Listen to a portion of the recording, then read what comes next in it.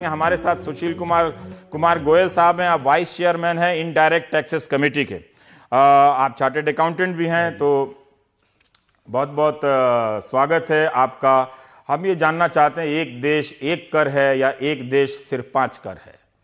नहीं, कर के 5 रेट हैं, कर एक ही है। ये ऐसा दुनिया में है या यही 5 रेट? नहीं, हमारा देश, हम थोड़ा जीएसटी, वो डुअल जीएसटी ला रहे हैं। एक तो केंद्र सरकार और राज्य सरकार का टैक्स बट रहा है, आधा टैक्स केंद्र सरकार को जा रहा है, आधा टैक्स राज्य सरकार को जा रहा है। डुअल जीएसटी भी और कहीं है, मतलब ये तो कहीं के मॉडल देशों में डुअल, बहुत कम देशों में, लेकिन है। ठीक है, हाँ। ऐसा नहीं है कि हम पहली बार कर, लेकिन हमारे यहाँ बहुत सारी टैक्स रेट आ गई है जो बाकी देशों में नहीं है। आप सिर्फ जो रेट की बात कर रहे हैं 5%, 12%, 18, 28, उसके अलावा भी कुछ रेट है। जैसे ज्वेलरी पे आपने सुना होगा 3% टैक्स रेट। कुल मिला के 7 प्रकार के हैं, मतलब कैटेगरी। उसके अलावा भी कुछ डिस्काउंट वगैरह की बातें चल रही है, कम रेट पे टैक्स लगेगा। तो वो चीजें हैं, लेकिन हमारे देश का जो अभी जो ढांचा है टैक्स का, उसे हमें जीएसटी में कन्वर्ट करने के लिए जरूरी था। इसलिए सरकार ने ऐसा किया है। धीरे धीरे सरकार वादा कर रही है कि हम इसे रेट को नंबर ऑफ रेट को कम कर देंगे। सरकार ने वादा किया है ऐसा? धीरे धीरे रेट के नंबर को कम किया जाएगा, हाँ, ताकि ये एक समान रूप से चले, लेकिन अभी प्रारंभिक रूप में नहीं कर पाएंगे। जब सी फॉर्म आया था, ये जो सेंट्रल टैक्स लगा था, तो उसके बारे में भी कहा गया था कि हम हर साल 1-1% टैक्स कम करेंगे। उसमें एक वो खामी रह गई थी। उसमें कंडीशन थी कि सेंट्रल गवर्नमेंट स्टेट गवर्नमेंट को कंपनसेट करेगी, जितना लॉस होगा स्टेट गवर्नमेंट को उतना कंपनसेट है। तो कंपनसेटेड सही समय पे हो नहीं पाया, तो वो नहीं घट पाया। अब मुझे एक बात बताइए कि क्या सारी चीजें टैक्स के दायरे में आ गई हैं, जिसे हम कह रहे हैं कि इकोनॉमी फॉर्मल हो जाए? सारी चीजें, अधिकतर चीजें टैक्स के दायरे में आ गई। जरूरी जो सामान है, आम आदमी के लिए जो जरूरत का सामान है, उसे छोड़ के सारी चीजें टैक्स दायरे में टैक्स के दायरे में आ रही है। इसे इसलिए किया जा रहा है क्योंकि ये वैल्यू एडेड टैक्स है। जितनी वैल्यू जो ऐड करेंगे उस पर टैक्स उन्हें देना है। तो अगर कुछ चीजें टैक्स दायरे से बाहर रहती हैं तो उनपे वो टैक्स। और जीएसटी से पहले वो कौन सी ऐसी चीजें थीं जो टैक्स के दायरे में नहीं थीं, और जीएसटी के आने के बाद वो टैक्स के दायरे में आ गई? देखा जाए तो ये टेक्सटाइल कपड़ा उद्योग है जो जीएसटी मुख्य रूप से और भी कोई चीजें हैं जिससे लगे कि बड़ा दिमाग लगा के कई तरह को चीजों को पकड़ा नहीं, ऐसे और कोई चीज नहीं है। ऐसी कोई चीज नहीं। एक कपड़ा या मोटा मोटी 2-4 चीजों को छोड़ दिया जाए तो उन्हीं चीजों पे टैक्स लग रहा है नया, जो इन पे लगता है, पहले से लगता था। ठीक है, तो फिर हम ये क्यों कह रहे हैं कि नई चीजें इसमें टैक्स एक इनफॉर्मल प्रणाली आ रही है? ये कहें कि टैक्स एक बेहतर हो गया स्ट्रक्चर जो भी है, लेकिन ये नहीं आ रही है। इनफॉर्मल से फॉर्मल कैसे हो? यस, इनफॉर्मल से जो फॉर्मल हो गया है। हमारा देश के काफी व्यापारी हैं जो फॉर्मल रूप से तैयार नहीं है, वो अपना व्यापार सारा रिकॉर्ड नहीं करते हैं। अच्छा, कुछ अनरिकॉर्डेड व्यापार भी चलता है, तो वो पूरा रिकॉर्ड रख के पूरा सही डॉक्यूमेंट रखने की आदी नहीं है, तो वो कठिनाई का सामना। पर गोयल साहब, क्या आप आश्वस्त हैं इस बात को लेकर कि इसके बाद अनरिकॉर्डेड व्यापार नहीं चलेगा? नहीं, ये आश्वासन कोई भी नहीं दे सकता। दुनिया का कोई ऐसा देश नहीं है जहां कालाधन नहीं है किसी के पास। हाँ, ये बहुत अच्छी बात है। तो ये तो ऐसा कोई भी देश नहीं है। हम 100% हो जाएंगे। भी नहीं है। हाँ। यहाँ प्रयास है, ये एक सरकार का प्रयास है। हर देश में प्रयास होता है कि वो ना रहे। लेकिन जो लोग पहले से टैक्स के दायरे से बाहर हैं, जो जिसको हम कहते हैं चोरी छुपे माल सप्लाई कर रहे हैं, क्योंकि कितना उत्पादन करते हैं आप, उसका है इस दायरे में हिसाब किताब, या जितना आप सप्लाई करते हैं देते हैं वहीं से इसकी गिनती शुरू होगी? सप्लाई से गिनती शुरू होगी। सप्लाई से गिनती शुरू होगी। उत्पादन पे कंट्रोल सरकार अगर एक पैरेलल चेन बनाना शुरू करे कोई, कि उसी ट्रक में आधा ट्रक माल जीएसटी वाला रहे, आधा माल, मैं तो नेगेटिव ही सोच रहा हूं, लेकिन तब भी ये आपका तो वो संभव है? संभव नहीं, सरकार उसको कंट्रोल करेगी क्योंकि ई वे बिल लगेगा। एक ट्रक की चेकिंग हो सकती है। ऑफिसर के पास ये अधिकार है कि उस ट्रक में कितना माल जा रहा है। ये आज भी है, बाद में वो संभावना अभी है, खत्म नहीं हुई ना। चेकिंग की तो हालत हम जानते हैं। चेकिंग की जो ऑप्शन है वो रहेंगे। ई वे बिल आ रहा है, तो ई वे बिल अभी सरकार को पहले से पता होगा कि कोई सड़क पे जो ट्रक जा रहा है उसके अंदर क्या बिल है। ये मैंने भी पढ़ने का प्रयास किया, लेकिन समय की कमी के कारण नहीं। ई वे बिल सरकार कह रही है, अभी उन्होंने लागू नहीं किया है। अभी लागू नहीं किया, इसे पोस्टपोन कर दिया है, तो कुछ दिन बाद लगाएगी। वो ये है कि अगर कोई भी आपने ट्रक लोड किया तो आप एक कंप्यूटर पे बता देंगे सरकार को कि इस ट्रक में हम ये माल भेज रहे हैं, जिसकी अभी आज के सिस्टम में ये पहले से जानकारी नहीं होती थी सरकार को। हर कंट्रोल, उस पर कंट्रोल ला रही है सरकार।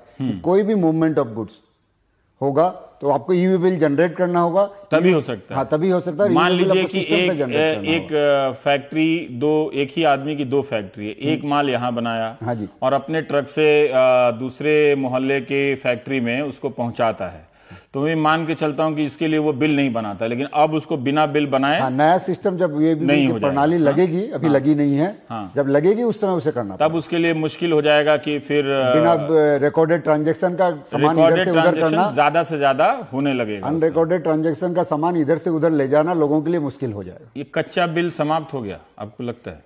काफी हद तक कंट्रोल हो गया, मैं ये बोलूंगा। कंट्रोल हो गया, मतलब कंट्रोल होना क्या होता है? कम हो समाप्त की उम्मीद कर रहे हैं, जश्न मनाने जा रहे हैं।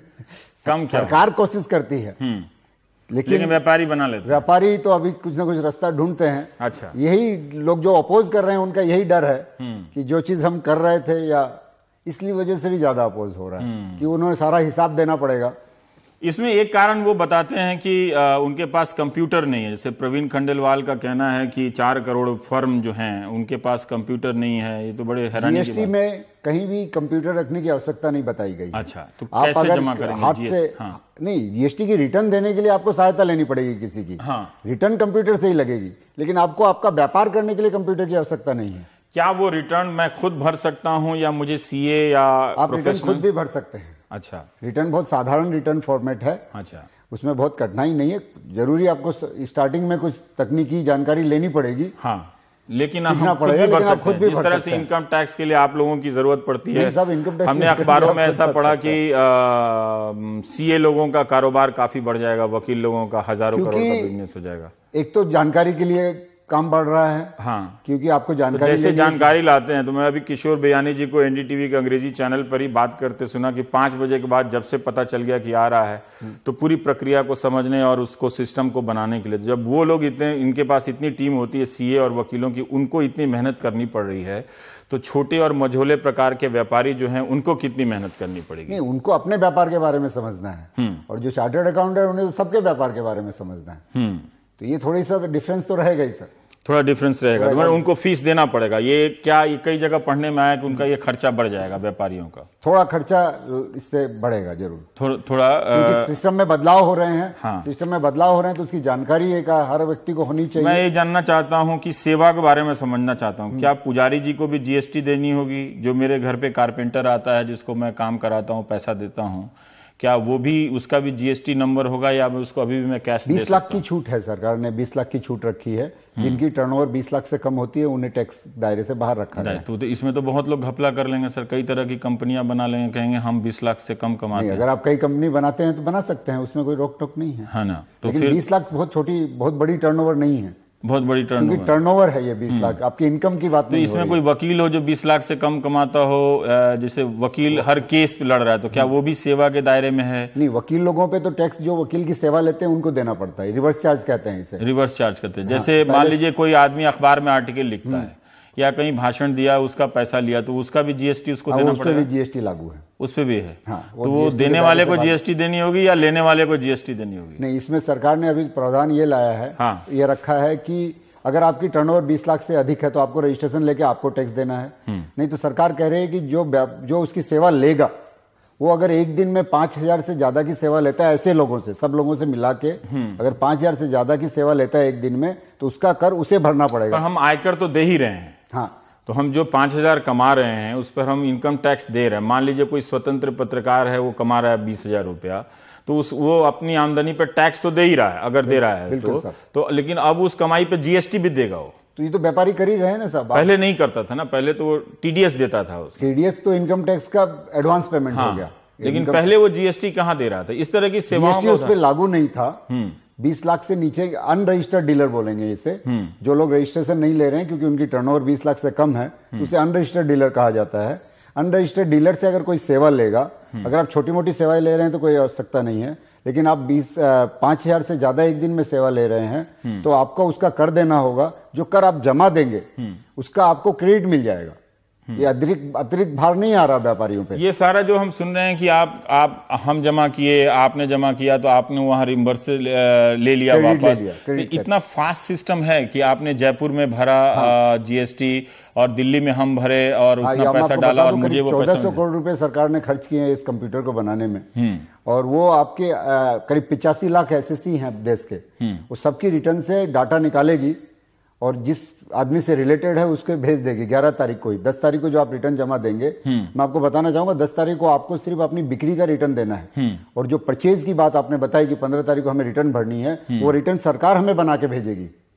अच्छा, सब लोग अपनी अपनी बिक्री की रिटर्न भर देंगे, सबकी बिक्री से जिसने जिसने परचेज किया, जिसने जिसने खरीदा, उनका रजिस्ट्रेशन नंबर डालेंगे, तो उनके रजिस्ट्रेशन के नंबर के हिसाब से ये कंप्यूटर सबकी रिटर्न छांट देगा रिटर्न से। इतना फास्ट होगा ये? हाँ, ये छांट के और उनको भेज देगा 11 तारीख को। वो अपना चेक कर लें कि मैंने इतना ही परचेज किया या कम किया या ज्यादा किया, सामने वाले ने जो रिटर्न भरा है, जितना सेल दिखाया है मेरे नाम पे, वो सही है या तो फिर व्यापारी लोग क्यों इतना परेशान है कि जब ये इतना अभी पूरी जानकारी नहीं है, अभी पूरी जानकारी नहीं है, और वो मैचिंग बहुत सारे बाजारों में जाता हूँ, जैसे गांधीनगर गया था तो वहां तो बहुत जगह पे चलता नहीं है। कई लोग कह रहे थे कि अंदर वो हम तो सर्विसेज ही, टेलीकॉम सर्विसेज ही बदलते रहते हैं, लेकिन नेट नहीं चलता। तो वो लोग क्या करेंगे? बाहर कहीं जाके पीसी हमेशा ऑनलाइन नहीं, ऑनलाइन 5 मिनट का समय लगेगा रिटर्न डाउनलोड करने में। 5 मिनट का समय? 5 मिनट में रिटर्न डाउनलोड हो गया, उसके बाद आप अपने कंप्यूटर पे चेक करते रहिए। आपको ऑनलाइन चेक नहीं करना है।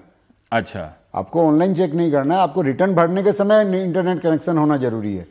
मान लीजिए कि ऐसा कोई व्यापारी है, तो उसके लिए क्या प्रावधान है कि नहीं है कंप्यूटर, थोड़े समय के लिए मान लेते हैं, किसी की सहायता लेके वो रिटर्न, किसी की सहायता लेके सरकार वो, क्योंकि अभी वो हमने सुना कि वैट वगैरह तो ऑनलाइन ही भरते हैं। वैट तो जब ऑनलाइन भरते हैं तो इसको ऑनलाइन लेके क्यों परेशान है लोग? बस थोड़ी सी नया आ रहा है, थोड़ा नया फॉर्मेट है, तो उसकी चिंता है। राज्यों में ये मैचिंग नहीं था। मैंने जो बताया कि वो डिटेल कंप्यूटर निकाल के आपको देगा, फिर आपको मिलाना है, इसे मैचिंग कॉन्सेप्ट कहते हैं। ये कई राज्यों में लागू नहीं था, तो उनको लग रहा है थोड़ा ज्यादा परेशानी है।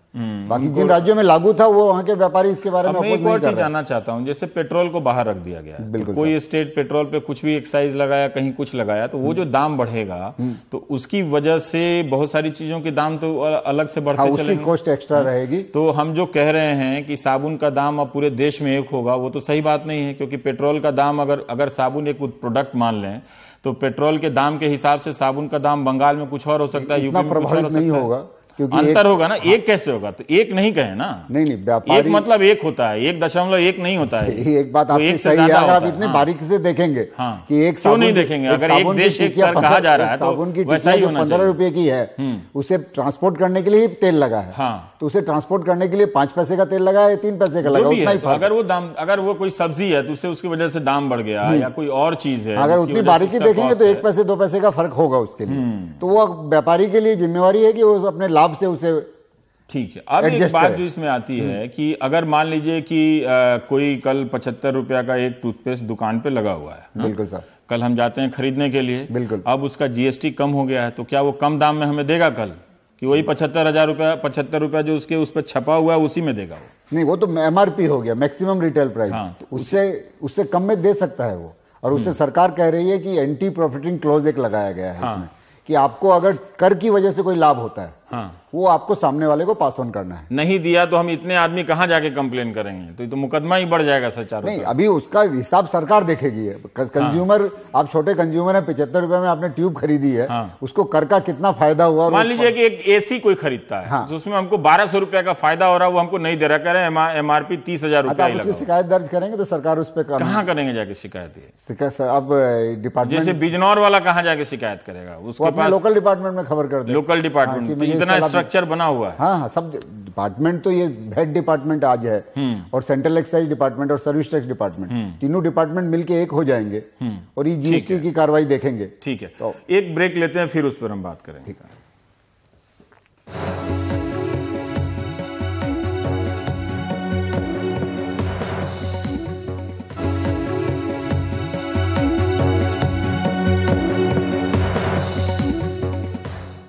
सुशील जी, दो प्रतिक्रियाएं, मैं अर्थशास्त्रियों की प्रतिक्रियाएं देख रहा था कि हम तैयार नहीं हैं, लेकिन बड़ी मुश्किल से हम वहां पर पहुंच गए हैं, ये हकीकत है, अब इसमें शामिल हो जाना चाहिए।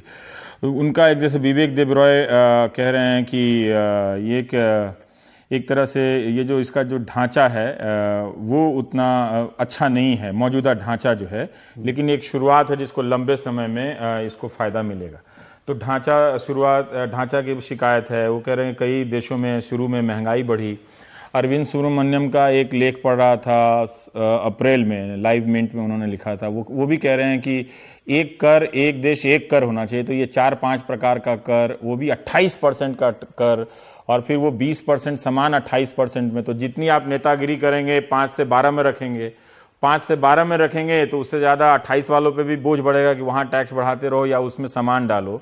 तो इससे कोई फायदा नहीं है। अच्छा होता कि एक ही टैक्स होता या 2 टैक्स होता। नहीं, अगर ये इनडायरेक्ट टैक्स है, ये गरीब उसे कोई चीज को उपयोग करे या अमीर उपयोग करे, समान रूप से कर देना पड़ता है। तो 28% चीजों में 28% की दर में वो चीजें रखी गई हैं जिसे अमीर इस्तेमाल करते हैं, या जो जिंदगी के लिए आवश्यक चीजें नहीं है, जो जिसे हम लग्जरी गुड्स कहते हैं। हाँ। तो वो चीजें 28% के दायरे में रखी गई है। जिसे सबको इस्तेमाल करते हैं वो 5% या 0% के रेट में रखी गई है। तो महंगाई जो बढ़ती है, आपने जो बात छेड़ी कि महंगाई क्यों बढ़ती है, महंगाई जीएसटी आने से बढ़ने का डर इसलिए है कि हर व्यक्ति को थोड़ा सा डर है कि क्रेडिट उसे मिलेगा कि नहीं, क्योंकि उसे जीएसटी पूरा वैल्यू एडेड टैक्स है। जितना कर आपने पिछले स्टेज पे दिया था उसका आप क्रेडिट लेंगे और आप डिफरेंस का कर ही जमा देंगे। लेकिन आपको अगर डर हो गया कि मुझे ये क्रेडिट नहीं मिला तो आप उसे अपनी वैल्यू में जोड़ना चाहेंगे तो चीजों के दाम थोड़े बढ़ने का डर रहता है। एक सवाल बताइए, मैं पूछ लेता हूं कि मान लीजिए मैंने कोई माल बनाया और सप्लाई कर दी, खरीद लिया, लेकिन जीएसटी जमा कर दिया और वो माल नहीं बिका। नहीं, माल बिकने पे, माल बनाने पे टैक्स नहीं है, वो समस्या खत्म। मैं डीलर हूं, हाँ, मैंने ये लैपटॉप आपको सप्लाई किया, आपसे जीएसटी ली जमा कर दी, हाँ? और इस उम्मीद में आपने खरीदा, आपने भी जीएसटी जमा की, और अंत में जो तीसरे डीलर के पास पहुंचा, मार्केट में मंदी आ गई और ये लैपटॉप नहीं बिका, तब नहीं बिका, सामान तो बिका नहीं और जीएसटी जमा हो गया। जीएसटी तो जमा है तब तक, तो आप बेचेंगे ही नहीं उसे। वो अगर नहीं बिका तो माल नहीं बिकता ना। कई बार तो कुछ 1% या 2% हर व्यापार में होता है, हर व्यापार में होता है। तो उसका जीएसटी तो दे दिया, उसको मिलेगा क्या? दूसरी चीज आप बेचेंगे उसमें एडजस्ट कर लेंगे। ये क्लियर है क्या? हाँ, ये क्लियर है कि आपके पास मैं इसकी बात कर रहा हूँ ना, मैंने इस पे जीएसटी नंबर जनरेट किया है। 4 तरह के, ये बिका है, ये नहीं बिका, फाइनली देने के बाद सरकार को ये एडजस्ट करने की आवश्यकता। अभी क्या होता है कि बहुत सारे डीलर आपके यहाँ सामान रख गए, आप अगर दुकानदार हैं, बिका तो बिका, जितना नहीं बिका वापस ले गए। बिल्कुल। अब तो वो कहीं से खरीद के ले आएगा तो जीएसटी टैक्स दे देगा, नहीं बिका तो वहीं दोनों के बीच में झगड़ा होगा। वापस दे दीजिए, आप उसे वापस लौटा देंगे तो टैक्स का आपको एडजस्टमेंट मिल जाएगा। ये तो मुझे कहीं नहीं मिला कि माल अगर आपने सेल्स रिटर्न कहते हैं, ये सेल्स रिटर्न होगी तो आपको उसका कर का एडजस्टमेंट मिल जाएगा। आपको इसे क्रेडिट नोट के माध्यम से आपको एडजस्टमेंट मिलता है, वो मिल जाएगा कि हमारा माल नहीं बिका तो है, वापस मैन्युफैक्चरर को लौटा कर रहे हैं तो आप दे दीजिए। तो इन सब प्रक्रिया में ये सारे पैसे इतनी बिजली की गति से लौटते रहेंगे क्या कि महीना, 3 महीना, 4 महीना? हाँ, वो रिटर्न के माध्यम से सारा चीज बनाया है सरकार ने। ये क्यों कहा जा रहा है कि इसमें छोटे प्रकार के मध्यम मझोले व्यापारी ज्यादा इसमें हिट होने वाले हैं, बर्बाद हो सकते हैं? क्योंकि रिकॉर्ड रखना पड़ेगा आपको, पहले नहीं रखते थे। पहले उतना रिकॉर्ड नहीं रखते थे। अब आप उनका रजिस्ट्रेशन नंबर डाल के इनवॉइस इशू करना पड़ेगा। आपने किस रजिस्टर्ड पर्सन को बेचा, किस अनरजिस्टर्ड पर्सन को बेचा, कितना बेचा, ये सारी जानकारी अभी जो अलग अलग बताया जा रहा है कि 2 रुपया साबुन में कम हो गया, 2.5 रुपया इसमें बढ़ गया, तो ओवरऑल क्या होने वाला है? ओवरऑल तो पता नहीं चलता ना। ओवरऑल मेरा मंथली जो बजट है उसमें ओवरऑल जो 5,000 रुपया मैं खर्च कर पा रहा हूं, उससे ज्यादा नहीं खर्च कर पा रहा हूं, वो 5,000 6,000 हो जाएगा या 5,000 घट के 4,500 हो जाएगा? ओवरऑल कोई नहीं बताता। वो कुछ ना कुछ कम होगा, क्योंकि सरकार ने जितने भी रेट लगाए हैं 5-10 रुपया कम होगा। जितने भी रेट सरकार ने फिक्स किए हैं, इससे फिटमेंट कमेटी थी एक, जिन्होंने रेट फिट किए, वो ज्यादातर कम ही किए हैं। अगर हम पहले 28% में जो चीजें देते थे, अगर आप देखें तो 28% की चीजें ज्यादातर थी, अब वो 18% की ज्यादातर चीजें हो गई है। अब जैसे न्यूजीलैंड में 15% जीएसटी है, ब्राजील में 7 और 12% है, जर्मनी में 19% है, मलेशिया में 6 है, सिंगापुर में 7 है, मैंने हर चीज पे 7 है। हाँ। तो भारत में क्यों नहीं बना इसे 5? मतलब मैंने बताया ना, कुछ चीजें वो नहीं करना चाह रही थी सरकार इनिशियल स्टेज पे। तो अभी अगर वो कर जीएसटी तो नहीं हुआ ना, तो जीएसटी में तो एक जीएसटी होता है ना। जीएसटी का मतलब सरकार बोल भी रही है 1 नेशन 1 टैक्स एंड 1 मार्केट। एक बाजार में 5 कर हैं, एक देश के एक बाजार में 5 कर हैं। एक देश के एक बाजार में एक कर कहाँ है? मुझे एक बताइए ना, एक कहाँ है? मैं एक ढूंढ रहा हूं। कर जो सरकार कह रही है, कर का नाम एक है, रेट अलग अलग है, तो अलग अलग चीजों पे अलग अलग रेट है। अब ये कहा जा रहा है कि इससे मुकदमेबाजी काफी बढ़ेगी एंटी प्रॉफिटियरिंग को भी लेके लोग शिकायत कर रहे हैं कि इससे बहुत सारे शिकायतें होने लगेंगी मुकदमे। अगर ये मिसयूज किया गया, अगर डिपार्टमेंट के ऑफिसर इसे सही रूप से, अधिकारी अगर इसे मिसयूज करेंगे, ये डर है हमें। अभी करेंगे नहीं करेंगे ये बोला नहीं जा रहा। क्यों हम शिकायत करेंगे, आपने हमें दाम नहीं दिया तो हमें वो आपको जेल भेजेंगे, तो इसमें डर की क्या बात है? डर की बात ये है कि मिसयूज क्या है, मतलब मिसयूज के नाम पे वो उपभोक्ता के हक में फैसला ना करें। हाँ, बिजनेसमैन के हक में फैसला को डर ये है करे ही नहीं, है ना? मेरे अगेंस्ट में ना हो जाए ये कहीं। तो ये है, ठीक है। तो हमने, मुझे जितनी बात समझ में आई उतने सवाल हमने किए। जरूरी नहीं है कि सारे सवाल बेहतर ही हों, पर मैं अरविंद सुब्रमण्यन और विवेक देवराय का ही पढ़ रहा था कि टैक्स बहुत ज्यादा है। कहीं हिंदुस्तान 28% के कारण हाई टैक्स कंट्री ना बन जाए कि इस तरह से 28% में महंगी, जो महंगी की बात नहीं है, बात हो रही थी 15% होना चाहिए, 18% एक रेट होना चाहिए, लेकिन आप 5 टैक्स ले आए हैं। मैं आपको फिर बताता हूं, ये इनडायरेक्ट टैक्स है। हाँ। ये सबको समान रूप से देना पड़ता है। एक अमीर भी वही उतना ही टैक्स देता है एक पैकेट बिस्कुट खाने पे जितना गरीब देता है। तो इसलिए गरीब को देना चाहिए उतना, तो गरीब को कम देना चाहिए ना, गरीब को कम देना चाहिए। तो इसलिए गरीब द्वारा इस्तेमाल की गई चीजों को कम टैक्स के दायरे में रखा जो गरीब द्वारा इस्तेमाल की गई चीजें हैं, क्या वो उन चीजों को अमीर इस्तेमाल नहीं करता? अमीर आटा नहीं खाता है क्या? लेकिन तो ये डिफरेंस इसलिए किया गया है। फिर उसको अमीर क्या कर रहे हैं? तो उसमें सबके लिए हमने फायदा दिया है ना। नहीं, वो तो रोजमर्रा की चीजों के लिए, लेकिन जो रेट ज्यादा रखा गया है वो तो सिर्फ रोजमर्रा की चीजें तो दोनों में कॉमन है, अमीर और गरीब उनके लिए कॉमन है। रोटी दाल उसको डिफरेंशिएट नहीं किया जा सकता। वो संभव नहीं है कि अमीर जो दाल खाता है वो अलग है। बहुत बहुत शुक्रिया सुशील जी। ब्रेक के